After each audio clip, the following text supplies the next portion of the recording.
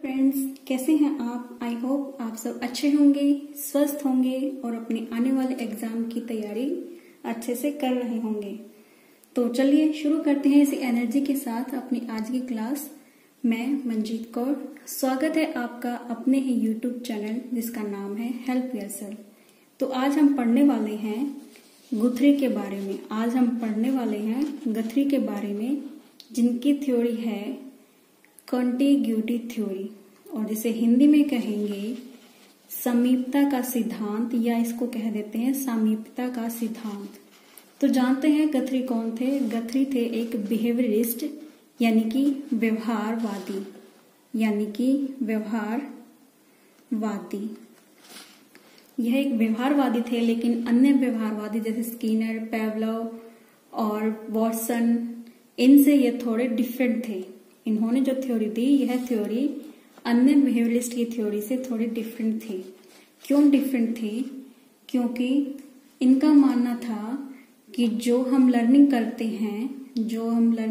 हैं और stimulus response में जो एक लिंक बनता है वो रेनफोर्समेंट के द्वारा नहीं बनता, बल्कि उनमें कॉन्टिग्यूटी के सिद्धांत के द्वारा ही उनमें लिंक बनता है, और जिससे हम लर्निंग करते हैं। तो इसीलिए इनकी थ्योरी को क्या कहा गया? इसीलिए इनकी थ्योरी को कहा गया SR, यानी कि स्टिमुलस रिस्पॉन्स कॉन्टिग्यूटी थ्योरी, और हिंदी में इसे कहा गया उद्दीपक अनुक्रिया समीपता या समीपता का सिद्धांत। तो अपनी थ्योरी को और अच्छे से एक्सप्लेन करने के लिए इन्होंने कुछ इम्पोर्टेंट कॉन्सेप्ट दिए, या फिर हम कह सकते हैं कुछ प्रिंसिपल दिए। तो जानते हैं कौन कौन से उन्होंने प्रिंसिपल दिए, कौन कौन से उन्होंने लॉ दिए? तो सबसे पहले उनके लॉ में आता है वन लॉ ऑफ लर्निंग, यानी कि सीखने के एक ही नियम है, सीखने का एक नियम।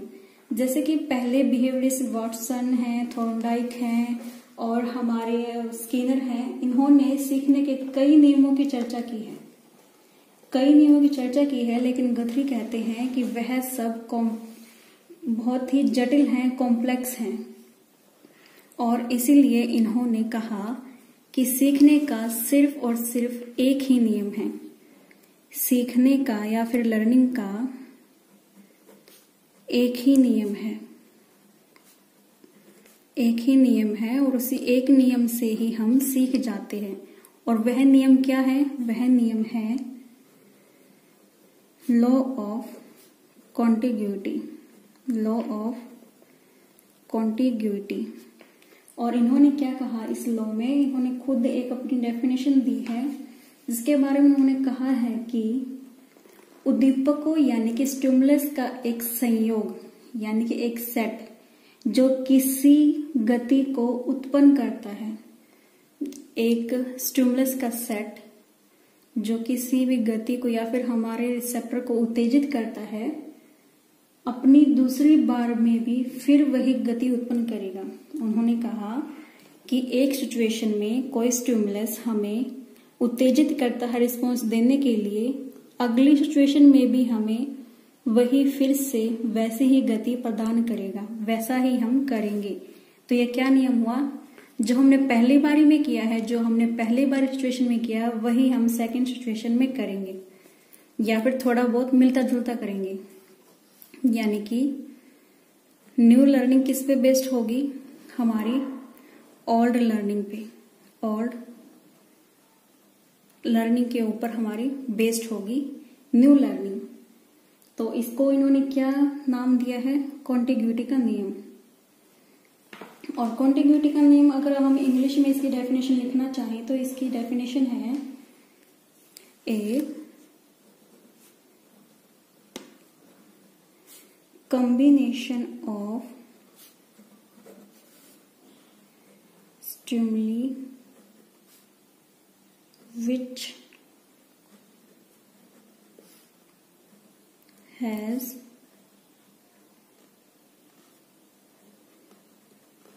accompanied a movement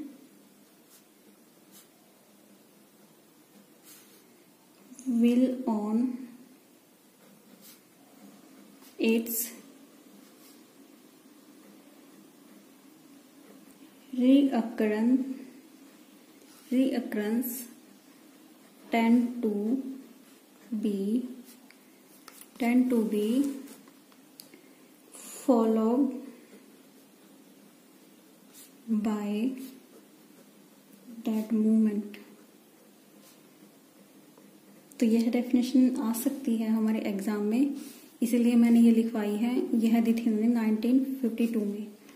तो यह लॉ कहता है कि सीखने का सिर्फ एक ही सिद्धांत है, हमें बाकी बहुत सारे नियम नहीं होते। सीखने के एक ही नियम है, जो हम पहली सिचुएशन में करते हैं वही हम नेक्स्ट सिचुएशन में, यानी कि पहली सिचुएशन बेस बनती है हमारी अगली सिचुएशन को सीखने के लिए। इसके बाद उन्होंने एक सेकंड लॉ दिया, जिस लॉ का नाम है लॉ ऑफ वन ट्रायल, यानी कि लर्निंग जो हमारी होती है वह होती है वन ट्रायल लर्निंग। जैसा कि थॉर्नडाइक ने कहा कि सीखने के लिए उन्होंने अपने एक्सपेरिमेंट में यह साबित भी किया है कि बिल्ली ने बहुत सारे प्रयास लिए, बहुत सारे ट्रायल लिए, जिसके बाद वह अपनी त्रुटियों से सीख गई और सही रिस्पॉन्स देना उसने शुरू कर दिया। इसके को हिंदी में कहेंगे एक प्रयासीय सीखना। लेकिन गथरी क्या कहते हैं कि सीखना सिर्फ एक ट्रायल से सीखा जा सकता है, उसके लिए बहुत सारे ट्रायल की जरूरत नहीं होती। और यह कैसे सीखा जा सकता है? यह सीखा जा सकता है, उन्होंने अपने एक्सपेरिमेंट में भी बताया है कि जैसे थॉर्नडाइक ने कहा था कि बहुत सारे लॉ ऑफ फ्रीक्वेंसी यानी कि बारंबारता के नियम को गथरी ने अस्वीकार कर दिया, रिजेक्ट कर दिया। और उन्होंने कहा कि उद्दीपक और अनुक्रिया के बीच में सहचार्य सिर्फ और सिर्फ एक प्रयास से, एक ट्रायल से ही अपनी मैक्सिमम स्ट्रेंथ पर पहुंच जाता है, अपनी मैक्सिमम स्ट्रेंथ पर पहुंच जाता है। कैसे ट्रायल से? सिर्फ और सिर्फ वन ट्रायल में स्टिमुलस और रिस्पॉन्स के बीच जो एसोसिएशन होता है, जिसे हम हिंदी में साहचर्य भी कह सकते हैं, साहचर्य अपनी मैक्सिमम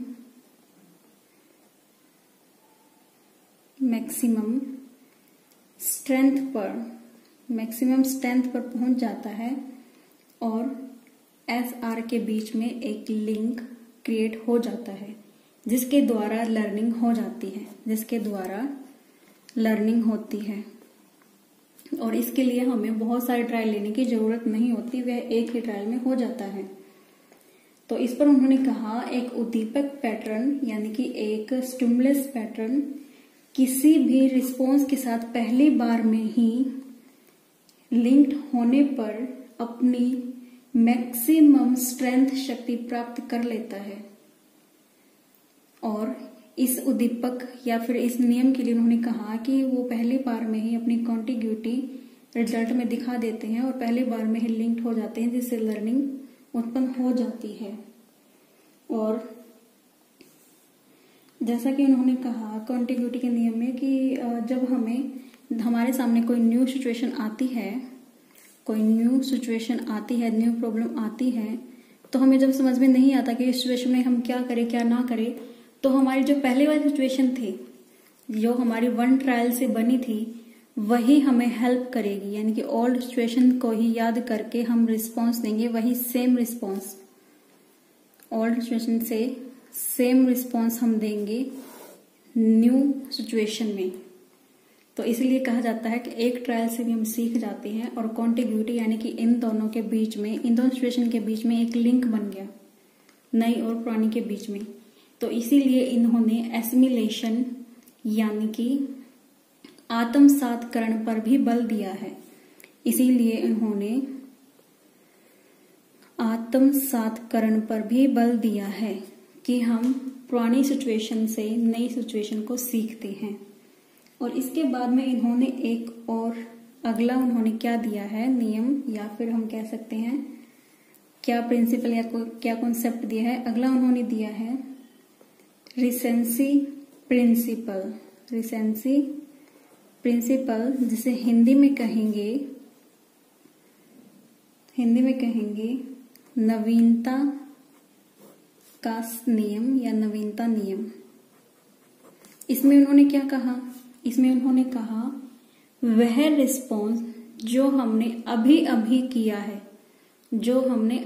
किया है या फिर जो रिस्पॉन्स हमारा काम में सबसे लास्ट में होता है, वही रिस्पॉन्स चांसेस होते हैं आगे दोहराने के।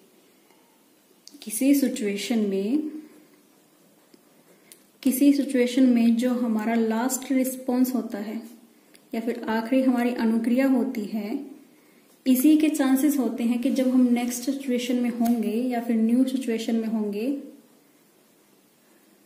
न्यू सिचुएशन में आने के बाद यह बहुत हाई चांसेस होते हैं कि इसी रिस्पॉन्स को हम यहां पर दोहराएंगे, और इसी रिस्पॉन्स को हम करेंगे, क्योंकि यह हमने अभी अभी सीखा था लास्ट में, रिसेंट में, यह बहुत नया है हमारे लिए। तो इसलिए वे कहते हैं कि रिसेंसी का प्रिंसिपल उन्होंने दिया कि जो हमने लास्ट अनुक्रिया की है उसी को हम पुनः दोहराएंगे भविष्य में। इसी तरह से हम आगे परिस्थितियां जो आएंगी इसी प्रिंसिपल से हम सीखेंगे। और इनको साबित करने के लिए इस प्रिंसिपल को या फिर पिछले जो हमने सीखे हैं नियम जो पढ़े हमने 2-3, तो उनको साबित करने के लिए हम पहले पढ़ लेते हैं उनके एक्सपेरिमेंट के बारे में। तो चलिए मैं पहले बता देती हूँ एक्सपेरिमेंट के बारे में, ताकि जो आगे नियम आए 1-2 और तो आपको अच्छे से समझ में आ जाए। तो उन्होंने एक्सपेरिमेंट किया था कैट के ऊपर। बहुत सारी उन्होंने कैट ली थी और उन्होंने उन कैट्स को एक शीशे के बॉक्स में बंद कर दिया था और इस बॉक्स में एक पोल को लगा दिया। इस बॉक्स को बिल्ली के बॉडी का कोई भी पार्ट टच होता है तो दरवाजा खुल जाता है और बिल्ली आकर खाना खा लेती है। यानी कि बिल्ली का कोई भी पार्ट, बॉडी का कुछ भी पार्ट इस पोल को टच होगा तो वह बाहर निकलेगी और खाना खा लेगी। तो ऐसे उन्होंने बहुत सी बिल्लियां ली और उन्होंने देखा कि किसी बिल्ली की पूंछ टच हो रही है तो पूंछ टच होते ही वह बाहर निकल जाती है, तो बाहर निकल के वह खाना खा लेती है। तो किसी बिल्ली का पैर टच हो रहा है, किसी बिल्ली का मुंह टच हो रहा है, किसी का कान टच हो रहा है, तो किसी का कोई पार्ट टच हो रहा है। ऐसे हर बिल्ली का अलग अलग पार्ट से टच हो रहा है। तो जैसा कि हमने देखा कि एक बिल्ली की पूंछ टच हुई या फिर जिस बिल्ली का जो भी टच हुआ, लास्ट में उसका क्या रिस्पॉन्स था। चलो हम बिल्ली की पूंछ वाला एग्जांपल ले लेते हैं कि बिल्ली की पूंछ उससे टच हुई पोल से, तो नेक्स्ट टाइम उस बिल्ली को इसी सिचुएशन में इसी बॉक्स में डाला गया तो बिल्ली ने वापस से अपनी पूंछ पोल से टच की और वो बाहर निकल गई। पूंछ टच की और बाहर निकल गई। तो देखिए उसने जो लास्ट सिचुएशन में क्या था, उनका लास्ट रिस्पॉन्स पूंछ को टच करना पोल से, और इस नई सिचुएशन में भी उसने वही किया, पूंछ को टच किया पोल से और बाहर निकल गई। यानी कि उसने अपने लास्ट रिस्पॉन्स को रिपीट किया है। और बार बार ऐसे करके देखा गया तो बार बार बिल्ली का वही रिस्पॉन्स देखा गया कि वो बार बार अपनी पूंछ को टच कर रही है और बाहर निकल जाती है। तो यानी कि यह लास्ट रिस्पॉन्स है वह रिपीट हो रहा है। और बिल्ली के ऐसे बिहेवियर को उन्होंने एक नाम दिया, बिल्ली के ऐसे बिहेवियर को उन्होंने एक नाम दिया जिसको उन्होंने कहा है रूढ़िवादी व्यवहार। हिंदी में कहेंगे रूढ़िवादी व्यवहार और इंग्लिश में इसको कहेंगे स्टीरियोटाइप्ड बिहेवियर, और हिंदी में इसको कहेंगे रूढ़िवाद व्यवहार। एक तरह से अंधविश्वास ही तो है कि जो हमने लास्ट में पूंछ उसने लगाई पोल को और वह बाहर निकलाई, अगली बार में उसने सेम रिस्पॉन्स किया। यानी कि उसने विश्वास बना लिया कि मैं पूंछ टच करूंगी इसको तभी मैं बाहर निकल पाऊंगी, और वह अपने किसी अन्य पार्ट को टच नहीं करे, सिर्फ पूंछ को ही टच कर रही है। ऐसा ही बाकी बिल्लियों ने भी किया, जो उसका पार्ट टच हुआ वो उसी पार्ट को बार बार टच करती और बाहर निकल जाती। यानी कि उन्होंने एक बिलीफ बना लिया। इस बिलीफ को, इस बिहेवियर को कहा गया स्टीरियोटाइप बिहेवियर, यानी कि रूढ़िवाद व्यवहार। और इसके बाद में जैसा कि हमने ऐसा सीखा कि रूढ़िवादी व्यवहार होता है, और इससे हमने जाना कि रिसेंसी भी होता है, यानी कि लास्ट वाला जो हमारा रिस्पॉन्स होता है उसको ही हम रिपीट करते हैं। इसके साथ में उन्होंने एक और वो दिया कि नंबर 4 पर कि भूलना भी हमारा वन ट्रायल बेस्ड होता है। जो फॉरगेटिंग होती है हमारी, फॉरगेटिंग यानी कि इसको हिंदी में कहेंगे विस्मरण, तो यह विस्मरण भी एक ट्रायल बेस्ड होती है। क्या होती है? इसको भी भूलने के लिए हमें सिर्फ एक प्रयास ही काफी होता है। एक प्रयास से हम सीखते हैं और एक ही प्रयास से हम भूल जाते हैं। इसलिए कहा कि देखिए, देखा गया जब बिल्ली बार बार पूंछ लगा के पोल को पूंछ लगा के बाहर निकल रही थी, लेकिन जब बाय चांस उसका कोई और पार्ट बॉडी का टच हो गया और फिर से दरवाजा खुल गया, तो बिल्ली ने वह पूंछ लगाने वाला रिस्पॉन्स छोड़कर नया रिस्पॉन्स को अपना लिया। तो क्या कहा, सिर्फ एक सिंगल रिस्पॉन्स से उन्होंने अपने पहले वाले रिस्पॉन्स को भुला दिया और नए रिस्पॉन्स को सीख लिया। तो इसीलिए कहा है गुथरी ने सिर्फ भूलने के लिए, जैसे हमने सीखने के लिए सिर्फ एक ट्रायल काफी है, वैसे ही भूलने के लिए भी हमारा सिर्फ एक ही ट्रायल काफी होता है। और इसके यह इन्होंने एक्सपेरिमेंट किया था। इस एक्सपेरिमेंट को चलो मैं आपको एक डायग्राम के द्वारा दिखा देती हूँ कि कैसे कैसे रिस्पॉन्स किए थे बिल्ली ने। तो यह रिस्पॉन्स देखिए, जैसा कि आपको डायग्राम में दिख रहा होगा, बहुत सारी बिल्लियां हैं, किसी ने पूंछ लगाई है, किसी ने कुछ लगाया है। और रिसेंसी वाला प्रिंसिपल भी देखिए बार बार दिखाई दे रहा है आपको कि बिल्ली अपने पूंछ को टच करती है और बाहर निकल जाती है, था इसका रिसेंसी प्रिंसिपल। और इसके साथ एक बहुत ही इंपॉर्टेंट बात यह है कि ये पुनर्बलन यानी कि नेचर ऑफ रेनफोर्समेंट,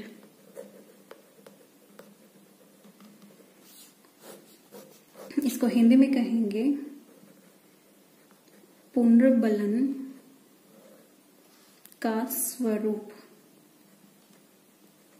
तो गुथरी ने पुनर्बलन यानी कि रेनफोर्समेंट को नकार दिया या फिर अच्छा नहीं माना। इन्होंने नहीं कहा कि सीखने के लिए पुनर्बलन की आवश्यकता होती है, बल्कि इन्होंने बहुत ही कम इसकी महत्वता को माना, इंपॉर्टेंस बहुत कम बताई है सीखने के अंदर।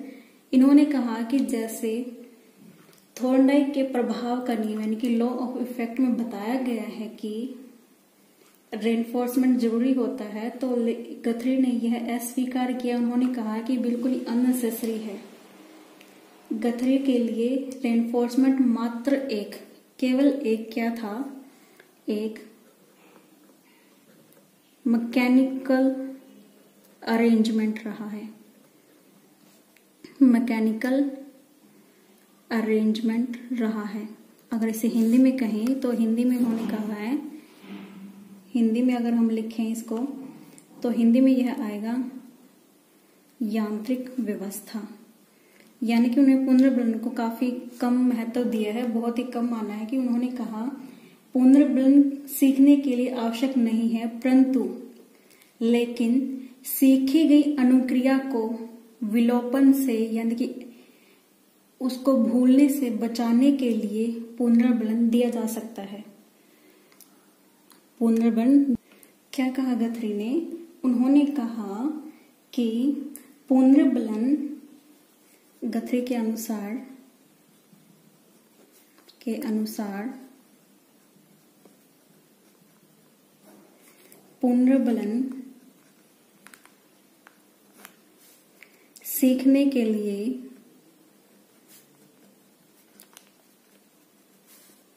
आवश्यक नहीं है, परंतु सीखी गई अनुक्रिया या जो भी हमने सीखा है उसका विलोपन ना हो। विलोपन जैसे इंग्लिश में हम कह देते हैं एक्सटिंग्विश या अनादिगम, इसको कह सकते हैं हम अनादिगम को अनलर्निंग। अनलर्निंग होने से बचाने के लिए, पुनर्बलन आवश्यक है।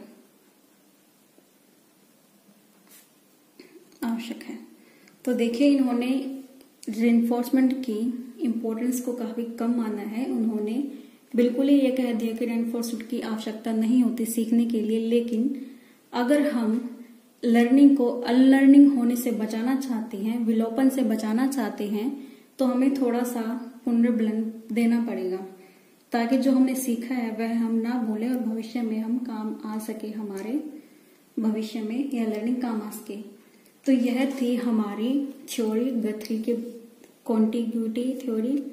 इसमें सिर्फ इतना ही आता है, एग्जाम में ज्यादा नहीं आता है। यह पूछ ले जाता है कि गथरी की कौन सी थ्योरी है, उनकी थ्योरी का क्या नाम है। तो इस थ्योरी को वन ट्रायल लर्निंग भी कह सकते हैं, वन ट्रायल लर्निंग भी कहा जाता है इनकी थ्योरी को, और कॉन्टिग्यूटी भी कहा जाता है, कॉन्टिग्यूटी थ्योरी भी। तो इन नामों से जाना जाता है। और ये पूछ लेते हैं सीधा सीधा ही कि वन ट्रायल लर्निंग किसने दी है, कॉन्टिग्यूटी थ्योरी किसने दी है। तो आंसर है गुथरी। तो फ्रेंड्स, आज के लिए इतना ही। नेक्स्ट क्लास में हम पढ़ेंगे नेक्स्ट थ्योरी के बारे में। तब तक के लिए बने रहिए अपने इस चैनल पर।